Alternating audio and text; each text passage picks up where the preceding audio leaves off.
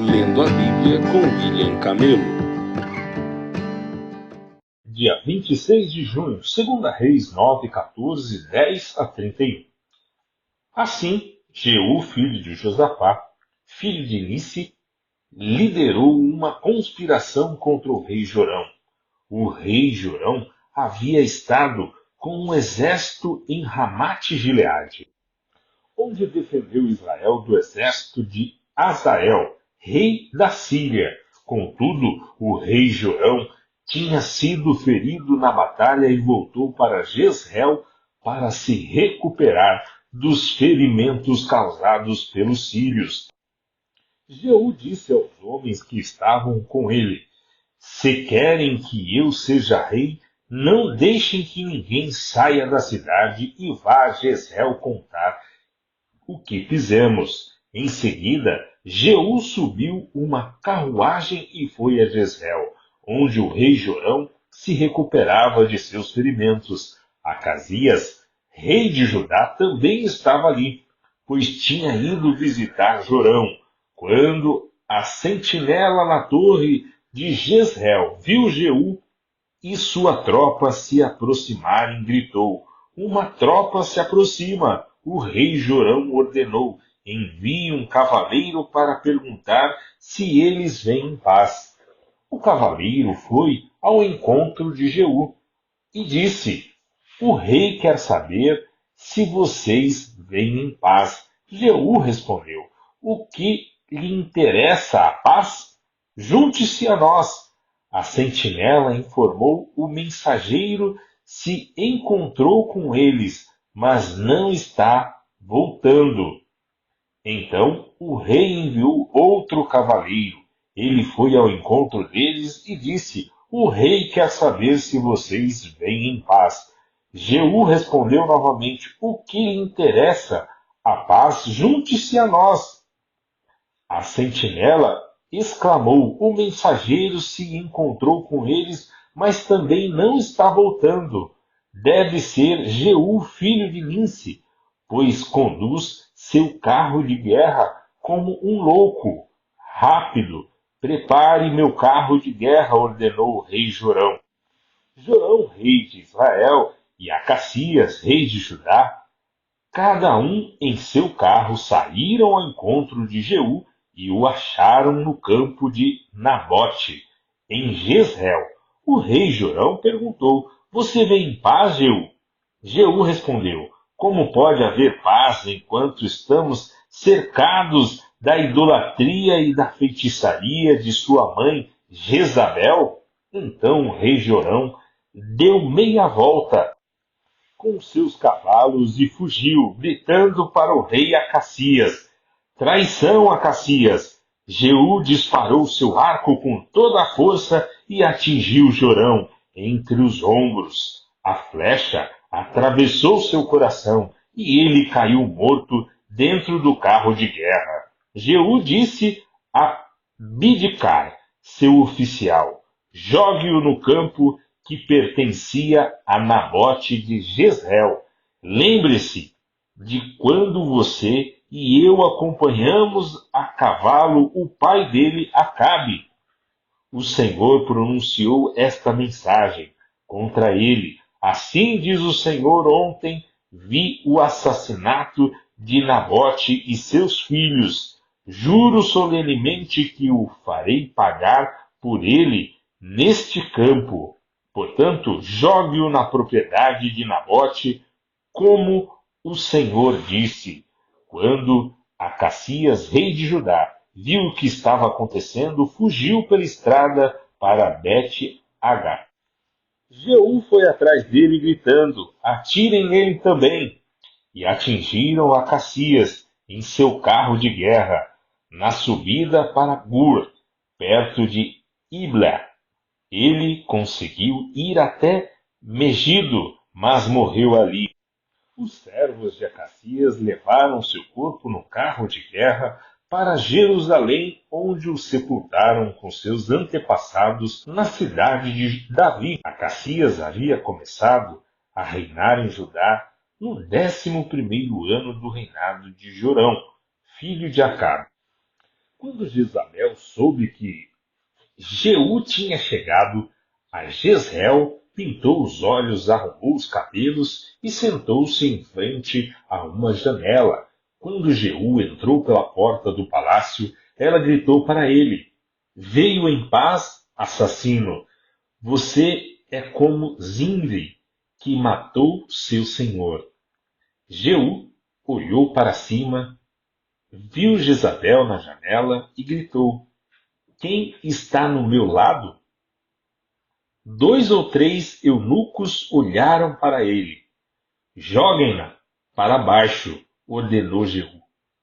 Eles a jogaram pela janela, e o sangue espirrou na parede e nos cavalos. E Jeú atropelou o corpo com as patas de seus cavalos. Em seguida, Jeú entrou no palácio, comeu e bebeu. Depois disse: Alguém vá sepultar aquela maldita mulher, pois era filha de rei. Mas quando foram sepultá-la, só encontraram o crânio, os pés e as mãos. Quando voltaram e contaram a Jeú, ele disse: Isso cumpre a mensagem do Senhor anunciada por meio de seu servo Elias de Tisbe. Cães devorarão o corpo de Jezabel no campo em Jezreel. Seus restos serão espalhados como esterco no campo, de modo que ninguém será capaz de reconhecê-la. Acabe tinha 70 filhos que moravam na cidade de Samaria. Jeú escreveu uma carta às autoridades e aos oficiais da cidade e aos guardiões dos filhos do rei de Acabe, em que dizia: Os filhos do rei estão sob seus cuidados, e vocês têm carros de guerra, cavalos, uma cidade fortificada e armas. Assim que receberem esta carta, escolham para ser rei o melhor e mais capaz dos filhos de seu senhor, e preparem-se para lutar pela dinastia de Acabe. Eles ficaram apavorados e disseram: 2 reis não foram capazes de enfrentar esse homem, o que podemos fazer? Então os administradores do palácio e da cidade, juntamente com as autoridades e os guardiões dos filhos do rei, enviaram esta mensagem a Jeú: Somos seus servos e faremos o que o Senhor ordenar. Não proclamaremos nenhum rei. Faça o que lhe parecer melhor. Jeú respondeu com outra carta: Se estão do meu lado e vão me obedecer, tragam-me as cabeças dos filhos de seu senhor a Jezreel. Amanhã, esta hora, os 70 filhos de Acabe estavam sob os cuidados dos líderes de Samaria, onde haviam sido criados desde a infância. Quando a carta chegou, os líderes mataram os 70 filhos do rei, colocaram as cabeças em cestos e as entregaram a Jeú em Jezreel. Um mensageiro foi a Jeú e disse: Eles trouxeram as cabeças dos filhos do rei. Então Jeú ordenou: Façam com elas 2 montões junto ao portão de entrada da cidade e deixem que fiquem lá até amanhã cedo. Na manhã seguinte ele saiu e se dirigiu à multidão que havia se reunido ali. Vocês não têm culpa, disse ele. Eu conspirei contra o meu senhor e o matei. Mas quem matou todos estes? Podem ter certeza de que a mensagem do Senhor a respeito da família de Acabe se cumprirá. O Senhor declarou por meio de seu servo Elias que isso aconteceria. Então Jeú matou todos os parentes de Acabe que restavam em Jezreel, e todos os seus oficiais mais importantes, seus amigos pessoais e seus sacerdotes. Nenhum descendente de Acabe sobreviveu. Depois Jeú partiu para Samaria no caminho em Bet-Eged dos pastores.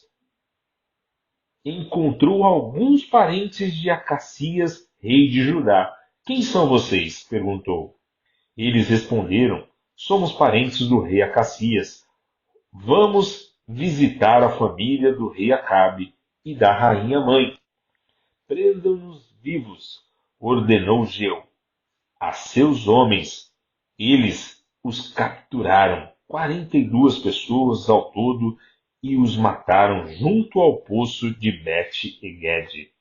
Nenhum deles escapou. Quando Jeú partiu dali, encontrou Jonadab, filho de Recabe, que vinha falar com ele, depois de cumprimentá-lo. Jeú lhe disse: você é leal a mim como sou a você? Sim, eu sou, respondeu Jonadab. Então, dê-me sua mão, disse Jeú. Jonadab estendeu a mão e Jeú o ajudou a subir na carruagem. E lhe disse: venha comigo e você verá a minha dedicação ao Senhor. Jonadab foi com ele. Quando Jeú chegou a Samaria, matou todos os que restavam ali da família de Acabe, como o Senhor havia anunciado por meio de Elias. Jeú reuniu todo o povo da cidade e lhes disse: a adoração de Acabe a Baal não foi nada comparado ao modo como eu o adorarei.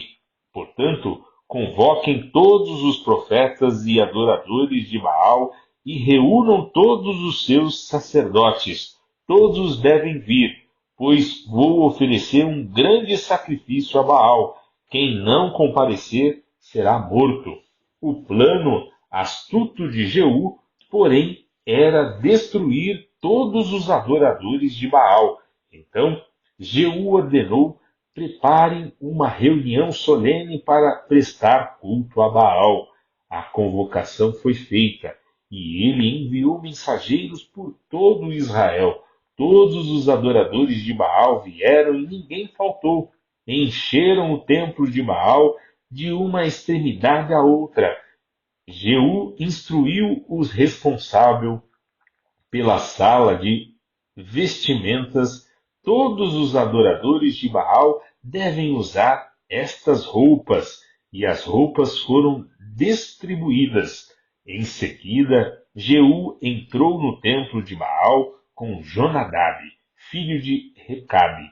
Disse aos adoradores de Baal: certifiquem-se de que ninguém que adora o Senhor esteja aqui, mas somente aqueles que adoram Baal. Estavam todos dentro do templo para oferecer sacrifícios e holocaustos. Jeú havia colocado 80 homens do lado de fora do edifício e os avisado: se deixarem alguém escapar, pagarão com a própria vida. Assim que Jeú terminou de oferecer o holocausto, deu ordem a seus guardas e oficiais: entrem e matem todos, não deixem ninguém escapar. Os guardas e os oficiais mataram todos e arrastaram os corpos para fora. Então os homens de Jeú entraram na câmara mais interna do templo de Baal, levaram para fora a coluna sagrada usada no culto a Baal e a jogaram no fogo. Despedaçaram a coluna sagrada, demoliram o templo de Baal e o transformaram em banheiros públicos, como é até hoje. Deste modo, Jeú destruiu todos os vestígios do culto a Baal em Israel. Contudo, não destruiu os bezerros de ouro em Betel e Dan, com os quais Jeroboão, filho de Nebate, havia levado Israel a pecar.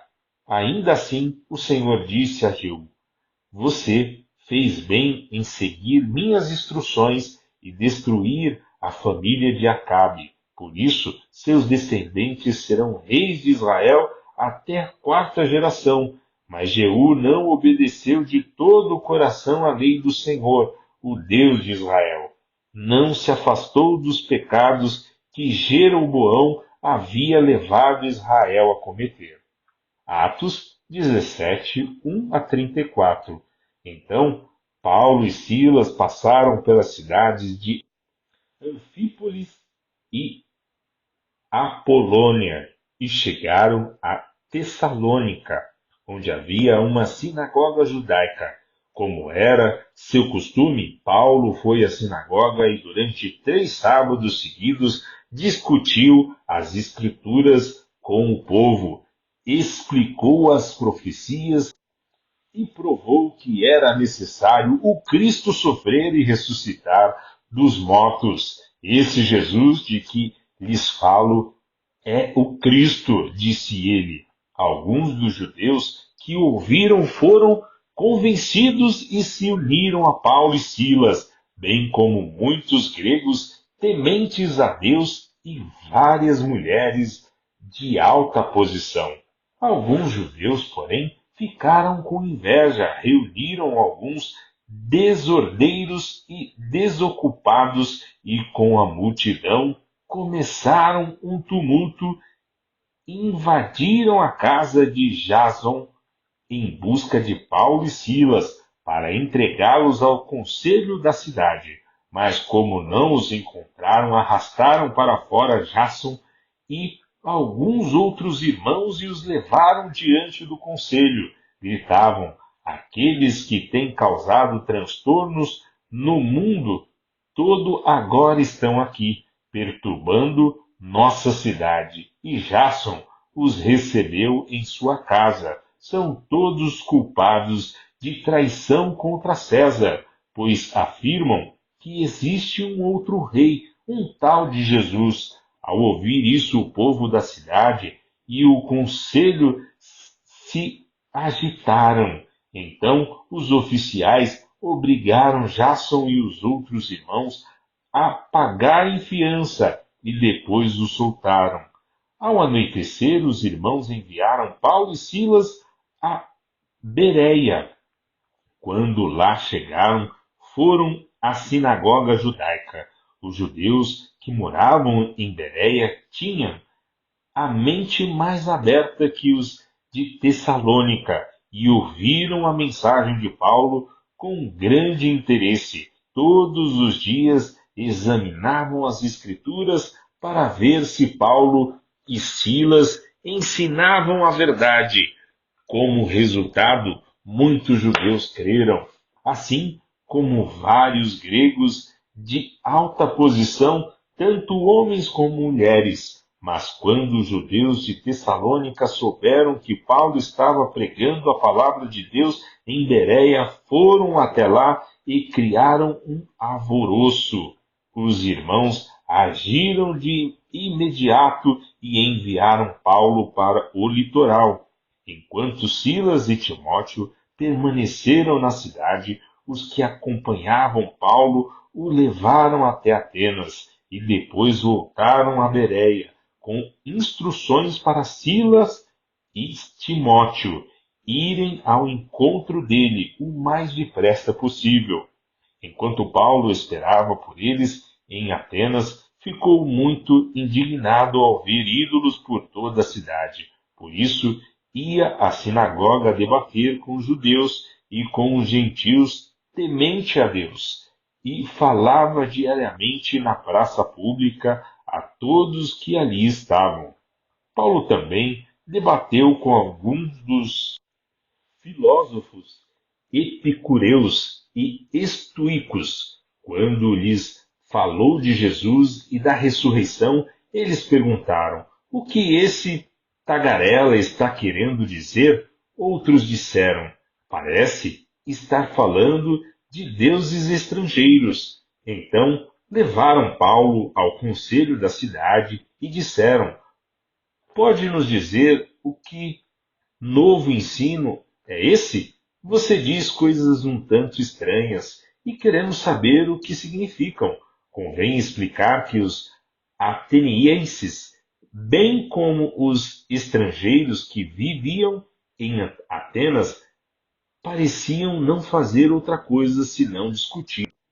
as últimas novidades. Então Paulo se levantou diante do conselho e assim se dirigiu aos seus membros. Homens de Atenas, vejo que em todos os aspectos vocês são muito religiosos, pois enquanto andava pela cidade reparei em seus diversos altares. Um deles trazia a seguinte inscrição: ao Deus desconhecido.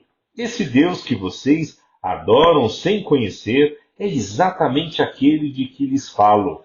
Ele é o Deus que fez o mundo e tudo o que nele há. Uma vez que é Senhor dos céus e da terra, não habita em templos feitos por homens e não é servido por mãos humanas, pois não necessita de coisa alguma. Ele mesmo dá vida e fôlego a tudo e supre cada necessidade.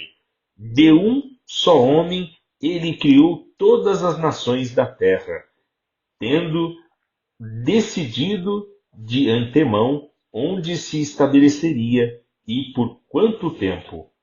Seu propósito era que as nações buscassem a Deus e, tateando, talvez viessem a encontrá-lo, embora ele não esteja longe de nenhum de nós, pois nele vivemos, nos movemos e existimos, como disseram alguns de seus próprios poetas. Somos descendência dele, e por ser isso verdade, não devemos imaginar Deus como um ídolo de ouro, prata ou pedra, projetado por artesãos. No passado, Deus não levou em conta a ignorância das pessoas acerca destas coisas, mas agora ele ordena que todos, em todo lugar, se arrependam, pois ele estabeleceu um dia para julgar o mundo com justiça por meio do homem que ele designou e mostrou